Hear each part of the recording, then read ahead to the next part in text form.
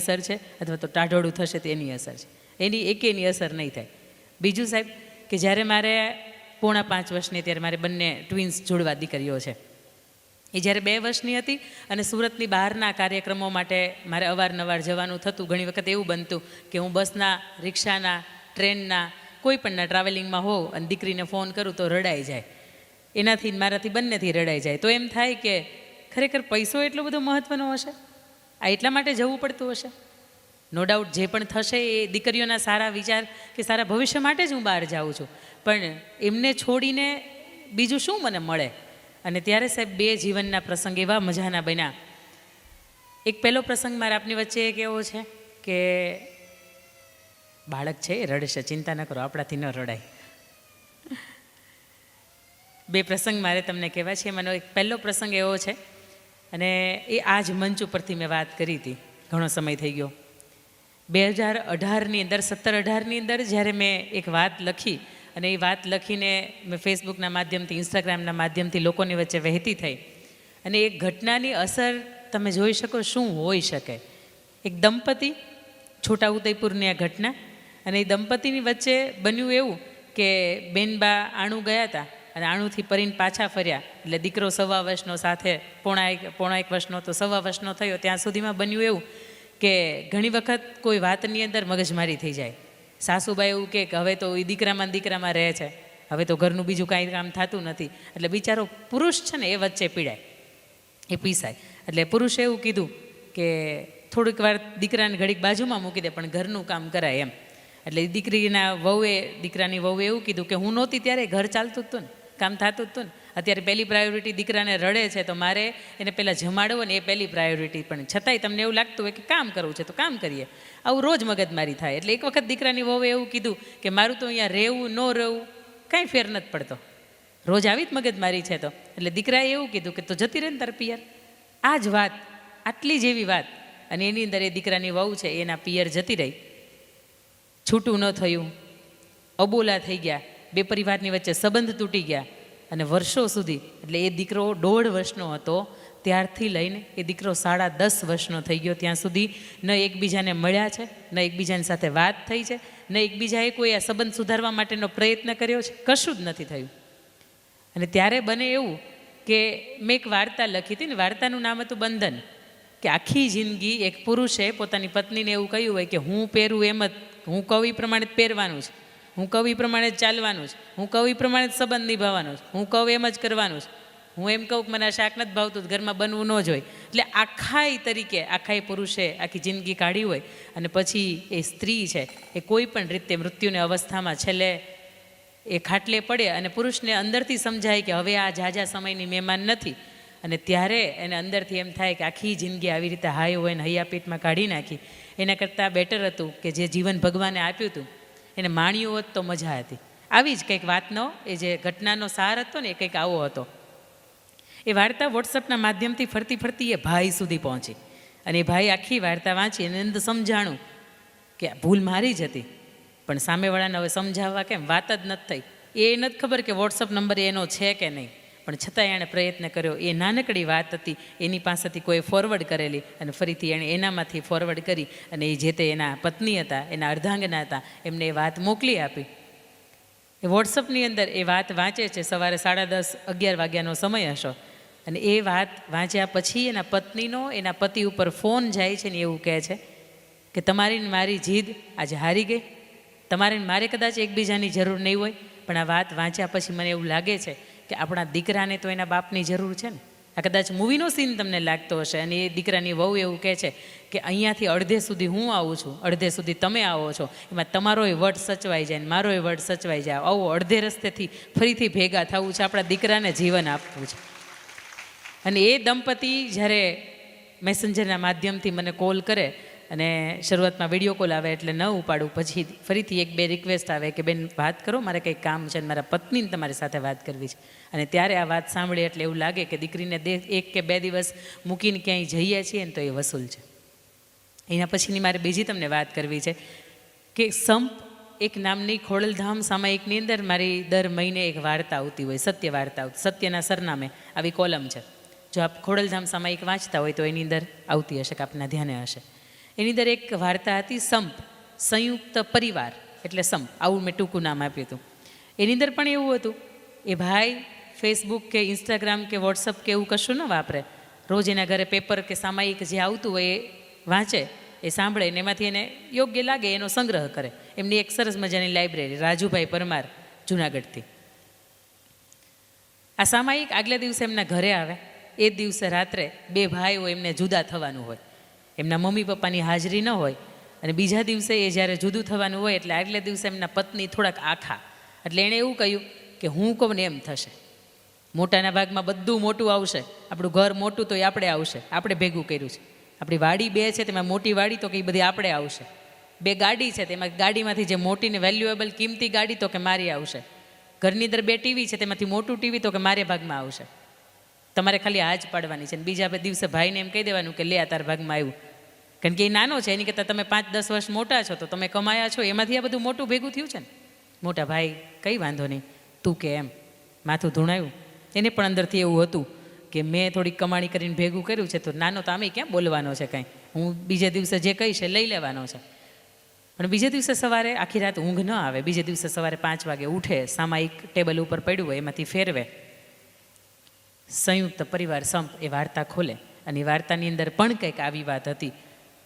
અને ત્યારે એ નક્કી કરે છે કે હવે બધા ઉઠે ને એટલે મારે કહેવું છે કે નહીં, આ ખોટી વાત હતી. નાનાના ભાગમાં નાનું ને મોટાના ભાગમાં મોટું આવું ન હોય. હું બાપ ઠેકાણે છું, મોટો છું, અને મારા ને નાનાની વચ્ચે કોઈ ભાઈઓ ભાગલા નથી પડાવવા આવતું, એટલે મારી જવાબદારી બને કે બેયને મન દુઃખ ન થાય ને એવી મારે વસ્તુઓ જે છે, જે સંપત્તિ છે એની વહેંચણી કરવી પડે. મને આવું વિચારે છે. સવારે 8 વાગે બેઠક થાય છે, બેઠકની અંદર બધું જ જે મોટું પોતાના ભાગની અંદર રાખી દીધું હોય બધું નાના ભાઈને આપી દે. નાના ભાઈનો પરિવાર હસતો ખીલતો રમતો થઈ જાય, અને અહીંયાથી એમના જે પત્ની હતા એમના ચહેરાના જે રંગો હોય ને બદલી જાય, હાવભાવ બદલી જાય. જુદું પડ્યા પછી એમના પત્ની એમને બોલાવ્યા કે આ બધું તમે કેમ પાણી ફેરવી દીધું, ગઈકાલે તો બહુ મોટી મોટી કરતા હતા, હું કહું તમે એમ જ કહેવાનું હતા, આ બધું બદલી કેમ ગયું. અને ત્યારે એ ભાઈ એવું એને કહે છે કે યાદ કર આ 35-40 વર્ષ પહેલાં જ્યારે તારે તું આણું ગઈ હતી, આપણે દીકરાનો જન્મ હતો, એનું O નેગેટિવ બ્લડ ગ્રુપ હતું, અને ડૉક્ટરે એવું કીધું કે O નેગેટિવ બ્લડ ગ્રુપ કદાચ અત્યારે નહીં મળે 2 બોટલ જેટલું, તો કદાચ બાળક કે એની મા બેમાંથી એક બચી નહીં શકે. અને નાનો ભાઈ એનું પણ O નેગેટિવ બ્લડ ગ્રુપ હતું. એ 35-40 કિલોમીટર જેટલું દૂર ચાલ્યો હતો, આવ્યો હતો, થાક્યો હતો, એને તડકો લાગતો, એને ત્યારે ચૈતર મહિનો હતો, એ ચાલી નહોતો શકતો. એને ખબર પડી કે મારા ભાભીને ત્યાં દીકરાનો જન્મ થયો છે, મારી ભાભી માં છે એ હવે માં બની ગઈ છે, એ મને જેવું વાત્સલ્ય આપશે એવું એને દીકરાને પણ આપશે. એ માત્ર 22 વર્ષનો હતો, એણે પગમાં ચપ્પલ લઈ નહોતા પહેર્યા, અને 35 કિલોમીટર 40 કિલોમીટર સુધી ભાગતો હાંફતો આવ્યો હતો, કારણ કે એ તને લોહી દઈ શકે, કારણ કે એનું એ નેગેટિવ O નેગેટિવ હતું. અને એ ત્યાં જઈને તને એને લોહી આપ્યું ને ત્યારે આજે તું અને આપણો દીકરો બે જીવતા છીએ. અને હવે હું અત્યારે સમય એવો છે કે મારે એને આપવાનું છે, આનું ઋણ છે ને કરજ એનું ચૂકવવાનું છે, અને એ કરજ ચૂકવવા માટે હવે હું મોટાનું મોટા પાસે નાનાનું નાના પાસે ન રાખી શકું, એને મારે આપવું પડે. અને એ પછી બપોર પછી એ જે ઘટના બની હતી એ પછી 4 વાગ્યાની આસપાસ એ ભાઈનો ફોન આવે છે. એક મારો જાહેર નંબર છે, મારો નંબર તમે સર્ચ કરો અંકિતા મુલાણીનો કોન્ટેક્ટ નંબર તો તમને મળી જાય. એટલે એ ભાઈએ મને બપોર પછી 4 વાગ્યાને ફોન કર્યો, ને તમે આખી એની જે ઘટના કીધી ત્યારે એવું લાગ્યું કે નહીં, ઘરની બહાર જવું અને ક્યારેક બાળકને આંખમાંથી 2 આંસુય પડી જાય છે ને તો એ વસૂલ છે, કારણ કે કોકના હૈયાની અંદર ટાઢક થાય છે. અને કદાચ આ ઉદ્દેશ મારો એ જ હશે, આ વાત, આ ઘટનાઓ, આ જે સત્ય ઘટના ઉપરની જે પણ પકડ, જે બોલવાની ભાષા કહી શકાય, એ બધું જ મારા આદરણીય બા અને આદરણીય દાદા પાસેથી મળ્યું છે. એ ન હોત કદાચ કે એમના મારા જીવનની અંદર એના ઘડતરની અંદર એનું યોગ્ય મૂલ્ય ન હોત તો કદાચ અંકિતા આપની વચ્ચે ન ઊભી હોત. 9મા ધોરણમાં હતી અને ત્યારથી એક અલગ રીતે વિચારવાની જે શક્તિ છે એ દાદાની પાસેથી મળી છે. આજે દાદાને યાદ કરવાનું એટલે ગમશે કે 13-14 વર્ષથી દાદા મારી વચ્ચે નથી. ને બહુ મજાની એક પરફેક્ટ યાદ છે મને એક વાત, કે જ્યારે અમે નવા મકાનમાં રહેવા ગયા, બધા જ એ મકાન એટલા માટે કહી શકાય કે એને ઘર તો એ ગૃહલક્ષ્મી બનાવે, મકાન બંધાણું એની અંદર રહેવા ગયા. એટલે દાદાએ એવું કહ્યું હતું મારા મમ્મીને કે આવતીકાલથી, એટલે આ ઘરની અંદર આપણો પહેલો દિવસ, અને આવતીકાલથી તમે મારા માટે ભાખરી નહીં બનાવતા, અને મને 1 મુઠ્ઠી જેટલા ઘઉં છે ને એ મને તમે 1 વાટકીમાં આપી દેજો. એટલે આ વાત મેં જ્યારે સાંભળીને એટલે મારાથી રડાઈ ગયું. મેં મમ્મીને એવું કીધું, મમ્મી ક્યારે પણ તમને દાદાને મોટા અવાજથી કહેતા નથી સાંભળ્યા, તો આજે કેમ એવું બન્યું કે દાદાએ એવું કહ્યું કે આવતીકાલથી મને તમે ઘઉં આપજો, મારા માટે ભાખરી નહીં બનાવતા? ત્યારે મમ્મી એવું કહ્યું કે બેટા એ તો મને નથી ખબર, પણ આપી જોઈએ એને ઘઉં, એને શું કરવું છે. એટલે ઘઉં બીજે દિવસે આપ્યા. એટલે પોતે ભૂખ્યા રહીને એ ચકલીઓને ચણ નાખીને મેં દાદાને પૂછ્યું કે દાદા આવું શા માટે? અને ત્યારે એણે એવું કહ્યું હતું કે બેટા પરસેવા ત્યારે થઈ શકે કે તમે જે પોતાના ભાગની અંદર આવતું હોય ને એને તમે અન્ય માટે વાપરો. આ હજારો હાથવાળાએ ઘણું બધું આપ્યું છે, પણ જેની પાસે કરોડોની લાખોની આવક છે ને એને પણ કદાચ ક્યારેક આપવાનું મન ન થતું હોય, ત્યારે મારે કહેવું છે કે આવા દાદાના જે વિચારો હતા ને એ વિચારો એમના સુધી પહોંચવા જોઈએ. તો એને એમ થાય ગોળામાંથી આપણે આપણો આખોય ગોળો ભર્યો હોય ને આપણી ઘરે મહેમાન આવે ને કદાચ એક ગ્લાસથી પાણી બગાડી નાખે, તમારે પેટમાં બળે? એકને 2 ગ્લાસ પાણી બગાડી નાખે, પેટમાં ન બળે. કેમ કે આપણને ખબર છે આખોય ગોળો ભર્યો છે. આ હજારો હાથવાળા ઈશ્વરે પહેલાં તો શરીર રૂપી સ્વાસ્થ્યની સંપત્તિ આપણને આપી છે, એના સિવાય પરિવારની સંપત્તિ આપી છે, એના સિવાય સારા સંતાનોની સંપત્તિ આપી. સાહેબ આ સંપત્તિ કોઈના ઘરે નથી. અને પરિવાર એ આપણા જીવનનો એવો 8મો વાર છે કે બધાના જીવનમાં વારે નથી આવતો. તમારા મારા જીવનની અંદર એ પરિવાર આવ્યો છે. કોઈ કારણોસર આપણે એને અલગ રહીએ છીએ, પણ છતાં એ નાતો તો છે ને, છતાં એ પ્રેમ તો છે ને. પણ વાત આજે મારી યુવા પેઢી વિશે અને જે યુવા આધ્યાત્મિક શિબિર છે આપણી, તો આધ્યાત્મને ધ્યાનમાં રાખીને મારે જે યુવાઓ વિશે વાત કરવી છે, ત્યારે સૌથી પહેલી મારે વાત કરવી છે કે ABCDનો એ તમને મને શીખવે છે એમ. આજ સુધી આપણે શીખ્યા છીએ એપલ. લખવું હોય ત્યાં લખી રાખજો. મને ભાઈની વાત ખૂબ ગમી કે એ નાની નાની વાત જેમને ગમતી છે એ નોટ કરે છે. એ મારી વાતની અંદર આગળ પણ આવશે. કાનજીભાઈએ ખૂબ મજાની વાત કરી, હેલ્થ, વેલ્થ ને હેપીનેસ.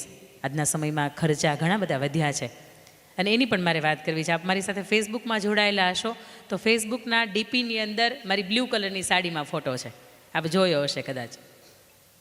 ઘણા લોકોને એવું થતું હશે કે બેનને ઘણા બધા કાર્યક્રમો હોય એટલે ઘણી જગ્યાએ બહાર જવાનું થતું હોય, પણ તમે જોયું હશે હું લગભગ હાથમાં કે ગળામાં એટલા માટે કાંઈ વધારાનું નથી પહેરતી કે 5 વખતના ફોટામાં એકને એક વસ્તુ જોશે ને એટલે 6ઠી વખત કોકને કમેન્ટ કરવાનું મન થાય કે બેન તમારા ગળાની વસ્તુ તો હવે બદલાવો. પણ ગળામાં કંઈ હોય જ નહીં. એક મંગળસૂત્ર, ભગવાનની કંઠી કે એક નાનકડા ચેન સિવાય આજની ફેશનમાં તમે હાલો તો તમારી પાસે ઝીણું થઈ જાય ને. બધું ફેશન પ્રમાણે હાલીએ જ નહીં, શું કામ એને જૂનું થાય. એ સાડી તમે જોઈ હશે તો જેતપુરથી હું ભાઈને ત્યાં ગઈ હતી અને જેતપુરમાં 130 રૂપિયાની સાડી છે. મને બહુ હર્ષસભર ભેટમાં આપીને કહ્યું કે બેન તમે એક વખત પહેરજો ને તો મને ગમશે. એટલે મેં ત્યારે એવું કહ્યું હતું કે તમારો આનંદ છે ને, તમારી આમ જે દેવાની ભાવના છે ને, એને મારા માટે સદાય કાયમી શિરે રહેશે. અને શક્ય હશે ને જ્યાં સુધી નહીં બદલાય ને ત્યાં સુધી આ ડીપી છે ને એની અંદર તમારી જ સાડી રહેશે. એટલે 130 રૂપિયા પહેરવામાંય જરીકે તકલીફ નથી અને 13,000 વાળું પહેરવામાંય જરીકે તકલીફ નથી. પણ તકલીફ ત્યાં થાય છે કે 13,000 વાળીને, 10,000 વાળીને, 15,000 વાળી સતત પહેરીએ ને એટલે કોઈક 100 રૂપિયા વાળું આપ્યું ને તો આપણને નાનું લાગે. બહેનોને ખબર હશે કે લગભગ કોઈ પણ ના લગ્ન હોય તો એની અંદર કોઈકને 500નું કવર આવે ને તમારે 100 કે 200નું કવર આવે તો તરત એમ થાય કે લે એને 500નું આપ્યું, મને 150નું જ આપ્યું. એટલે ભાઈ આપ્યું એ મહત્ત્વનું છે. જેનાથી જે શક્તિ હતી એ પ્રમાણે તમને આપ્યું છે. કોકે આપ્યું છે ને એ બહુ મહત્ત્વની વાત છે. ક્યારેક સાસુબા આપે તો એ હર્ષભેર સ્વીકારી લેવાની, ભલે ન ગમતું હોય. આપણે ક્યાં જોવું છે આપણું પહેરેલું, આપણે ક્યાં જોવું છે. ઘણી વખત મા બાપને એમ થાય માએ બિચારા એની રીતે એની ચોઈસ પ્રમાણે લીધું હોય અને વહુ માટે હરિદ્વાર ગયા હોય તો એક સરસ મજાનું પર્સ લેવે ને આપણને એમ થાય કે મારા બા જ્યાં જાય ને 100 રૂપિયા વાળું જ લાવે. એટલે લાવે એ મહત્ત્વનું છે, કેટલાને બા લાવતાય નથી. ઘણી વખત આપણે આપણા સંતાનો માટે લઈ આવીએ તો આપણા સંતાનો એમ કે તું આવું જ લઈ આવી છો, પણ ત્યારે મારા સંતાનો બેઠા છે એને મારે કેવું છે, હર્ષભેર સ્વીકારી લેવાનું. ઘણાને તો મા બાપે નથી, આપણા તો છે એટલે લાવે છે. અને આપણે એટલા બધા ભણતા ગણતા થઈ ગયા, આપણે એટલા બધા વિચારશીલ થઈ ગયા કે આપણે આપણા જ મા બાપને આપણે અભણ કહેતા શીખી ગયા. હજી બાપાને સામે બોલાતું જ નથી કાંઈ, કારણ કે ત્યાં તો દંડાવાળી થાય, ત્યાં તો ઝાપટવાળી થાય, ત્યાં તો સોટી વાગે સમસમને વિદ્યા આવે રમજમ આવું થાય. પણ આપણી માને એવું કહીએ છીએ કે તને કાંઈ ખબર નથી પડતી, તું બોલમાં. એને કંઈક ખબર પડતી હતી તઈ તો આપણને જન્મ આપ્યો. એને કંઈ ખબર જ ન પડતી હોત તો એને ગાયનોલોજીસ્ટ ડૉક્ટર પાસે ન જતી. એને કંઈક ખબર પડતી હોત તો એ તો તમને થોડી જન્મ આપત. એને તો એનું જીવન જીવવું હોત, એને લગ્ન પછી 2-5 વર્ષનો આનંદ લેવો હોત, એને પણ કંઈક કરિયર બનાવવું હોત, એને પણ ઊંચી હિલના સેન્ડલ પહેરીને પર્સ બર્સ ખંભે નાખીને એને પણ ક્યાંક જવું હોત. છતાંય એણે તમને જન્મ આપ્યો છે તો ઉપકાર છે કે દુનિયા તમે જોઈ શક્યા છો, દુનિયાદારી શીખી શક્યા છો. એનું મુખ્ય કારણ એ છે કે માએ મને કૂખ આપી છે. અને એ માને આપણે એવું કહીએ કે તું અભણ છો, મૂર્ખાઈ તો આપણામાં છે. એનાથી આપણે ન કહેવાય કે તું અભણ છો. ABCDનો એ તમને મને શીખવે છે એમ. એમનું ગુજરાતી થાય લક્ષ્ય, ધ્યેય. અર્જુનને 5 ભાઈઓ હતા. હતા ને, 100 સામે કૌરવો હતા. જ્યારે દ્રોણાચાર્યને વિદ્યા શીખવતા હતા અને બધાને બાણ વિદ્યા શીખવતા હતા, બધા જ નાના નાના હતા. અને ત્યારે ભીમને પૂછ્યું કે શું દેખાય છે? એટલે ભીમે શું કીધું? મને તો કેરી લટકતી હોય ને દ્રોણાચાર્ય ગુરુજી એ દેખાય છે, કારણ કે એનો રસનો જે વિષય હતો એ ખાવાનું હતું. પછી યુધિષ્ઠિરને પૂછ્યું કે શું દેખાય? તો કે પક્ષી દેખાય છે. અને જ્યારે અર્જુનને પૂછવામાં આવ્યું કે શું દેખાય છે, ત્યારે શું કહ્યું હતું એણે? મને પક્ષીની આંખ દેખાય છે, કારણ કે મારું જે લક્ષ્ય છે ને મને એ જ દેખાય છે. અહીંયા યુવાનો બેઠા હોય તોય ભલે, અહીંયા પરિણીતા નવપરિણીત યુવતીઓ બેઠી હોય તોય ભલે, અહીંયા સાસુબા બેઠા હોય તોય ભલે, અને અહીંયા મારા મુખ્ય વડીલો બેઠા હોય તોય ભલે. મારે બધાને કહેવું છે, આપણું મુખ્ય લક્ષ્ય આપણાથી ચૂકાય નહીં. આપણા મુખ્ય લક્ષ્ય જે છે એ આપણાથી ભૂલાય નહીં. આપણું લક્ષ્ય શું હોઈ શકે? 65 વર્ષની ઉંમરે તમારું લક્ષ્ય શું હોઈ શકે? 65 વર્ષની ઉંમરે કોઈ પણ દાદાને તમે પૂછો કે તમારો લક્ષ્ય શું છે, એટલે તરત જ એવું કહેશે કે મારો પરિવાર ભેગો રહે ને એની અંદર મને મજા છે. જ્યાં સુધી હું જીવું ને ત્યાં સુધી એ આનંદની અંદર હું જીવી શકું, બધા જ વ્યક્તિને હસતા રમતા જોઈ શકું. અને અહીંયા 2-4 યુવાનો પણ બેઠા છે, ભણતા પણ હશે. એના માટે મારે તમને કહેવું છે કે લક્ષ્ય કોને કહેવાય અને લક્ષ્ય માટે શું થઈ શકે. મારું લક્ષ્ય છે કે મારે અહીંયા તમને આજે પણ ABCD છે ને એ બોલવી અને તમને સંભળાવી, અને તમારા હૈયાની અંદર 26માંથી એકાદો શબ્દ છે ને એની અસર છોડવી. કદાચ આ લાઇટ વહી જાય, કદાચ આ માઇકનો અવાજ વયો જાય તો એ મારું લક્ષ્ય ચૂકવું નહીં, કારણ કે મારું જે અત્યારે કામ છે ને એની અંદર હું પરફેક્શન આપું. હું અહીંયા ફોનમાં જોતી નથી, હું એ બાજુવાળાની સાથે બોલતી નથી, હું તમને જોઉં છું, તમારે મને જોયા કરવાના છે. મેં તમને કહ્યું એમ કે 26માંથી એકાદો મૂળાક્ષર છે કે મારે તમારા માટે જ કહેવાનો છે, અને તમને ફીલ થશે કે આ મારા જ માટે કીધો છે. આપણે લક્ષ્યની વાત કરીએ છીએ ને તો મારે તમને એ વાત કરવી છે કે વારાણસી, ઉત્તર પ્રદેશના વારાણસી, એની અંદર ગોવિંદ જયસ્વાલ 11 વર્ષનો એ બાળક રસ્તામાં પોતાના મિત્રને ઘરે જતો હોય અને રસ્તામાં એક ટીવી અંદર જોવે કે ત્યાં તો એક સરસ મજાનું ઇન્ટરવ્યૂ ચાલે છે. એટલે થોડીક વાર ઊભો રહી જાય ને પછી એવું પૂછે પેલા કરિયાણાની દુકાનવાળાને, એના દુકાનની અંદર ટીવી ચાલતું હતું, એટલે કે આ કોણ છે? બહુ સરસ મજાના આમ ઠાઠમાઠની સાથે આમ સૂટ બૂટ પહેરીને વ્યક્તિ બોલે છે, આ છે કોણ? એટલે ત્યારે પેલા કરિયાણાના દુકાનવાળાએ એવું કહ્યું કે તો IAS ઓફિસર છે અને એનું ઇન્ટરવ્યૂ ચાલે છે, એટલે કે મારે બનવું છે. એટલે જાજા આવે કે 11 વર્ષનો છો, પપ્પાની તારી ખુદની હાલત બરોબર નથી, ખાવાના ઠેકાણા નથી, તું એમ કે છે IPS બનવું છે, IAS બનવું છે. અને એ વ્યક્તિ ગોવિંદ જયસ્વાલ ત્યારથી નક્કી કરે છે કે મારે IAS બનવું છે. કોઈ પણ હાલત છે, કોઈ પણ થાય, કોઈ પણ પરિસ્થિતિઓ આવે, મારું લક્ષ્ય આજથી હું બાંધી લઉં છું 11 વર્ષની ઉંમરે કે IAS બનવું છે. ત્યાંથી હાલતો થાય, પપ્પા રિક્ષા ચલાવવાનું કામ કરે. ઘરની ગરીબી તમે જોઈ શકો, પોતાની પાસે એક જ જોડી કપડાં આખો દિવસ પહેરવાના, રાત્રે રૂમાલ વીટીને એ કપડાં ધોઈને સૂઈ જવાના, બીજા દિવસે ફરીથી હતા એને કપડાં પહેરવાના. પપ્પા ક્યારેક બીમાર હોય તો રિક્ષાને પોતે પણ ચલાવવા માટે જવું પડતું. આવી કરુણદારીબી. અને એની વચ્ચે એ વ્યક્તિ નક્કી કરે છે કે IAS બનવું છે. 11, 12, 15 વર્ષની ઉંમર સુધી પોતાનું ભણવાનું જે હતું એ ભણ્યા, એની સાથે સાથે લાઇબ્રેરીનો ઉપયોગ કરે. ભણવા માટે જે પુસ્તકોની જરૂરિયાત આવે એના માટે અલગથી પૈસા નહીં. સમાજને, પરિવારને, કોઈ નાના મોટા વ્યક્તિને, કોઈ દાતાનો, એનો બધાનો સહારો લઈને એવું કે તમે નાનું મોટું ફંડિંગ આપો, મારે વાંચવા માટે, મારે ભણવા માટે પૈસાની જરૂરિયાત છે, પુસ્તકો મારે ખરીદવા છે. કોઈ વ્યક્તિથી થાય એટલે નાની નાની સહાય કરે. એ સિવાય એ વ્યક્તિ વિચારે છે કે હજી પૈસાની જરૂરિયાત છે તો શું કરવું જોઈએ? સાંજનું એક ટાઈમનું જમવાનું છોડી દેવું જોઈએ, કારણ કે એક ટાઈમનું જમવાનું છોડી દઉં તો 50 રૂપિયાની બચત થાય. અને 5 તેરીને 15 મહિને 1500 રૂપિયા મને મળે કે 1500 રૂપિયામાંથી મારા પુસ્તકો છે એ ખરીદી શકું છું. ફરીથી આવું 2-3 મહિના ચાલ્યું, ફરીથી પુસ્તકો ઘટે, કારણ કે લક્ષ્ય નાનો નહોતો, એને IAS ઓફિસર બનવું હતું. ફરીથી સાહેબ એ ગોવિંદ જયસ્વાલ છે એ બપોરનું જમવાનું છોડી દે છે, એમ દિવસના 100 રૂપિયાની બચત કરે છે, મહિને 3000 રૂપિયાની બચત કરે છે સાહેબ. એમાંથી એ પુસ્તકો ખરીદે, રાત દિવસ વાંચે, એના પપ્પાની સાથે રિક્ષા ચલાવવાનું કામ કરે સાહેબ. અને 2006ની અંદર UPSCની એક્ઝામ લેવાઈ, એની અંદર પહેલાં જ પ્રયત્ને આખા ભારતની અંદર 48મા ક્રમાંકની સાથે એ પરીક્ષા પાસ કરે છે. અને આજે ગોવિંદ જયસ્વાલ IAS ઓફિસર તરીકે પોતાની ફરજ બજાવે છે. આ બીજ રોપાણા હતા 11 વર્ષની ઉંમરે, ત્યારે નક્કી કરી નાખ્યું હતું કે આના સિવાય તો કશું જ નહીં. રાત્રે 3 વાગે પણ ઘરની બહાર મારું જે કામ છે ને એનાથી જવાનું થાય, રાતના 4 વાગે પણ જવાનું થાય, રાતના 2 વાગે ઘરે આવવાનું થાય.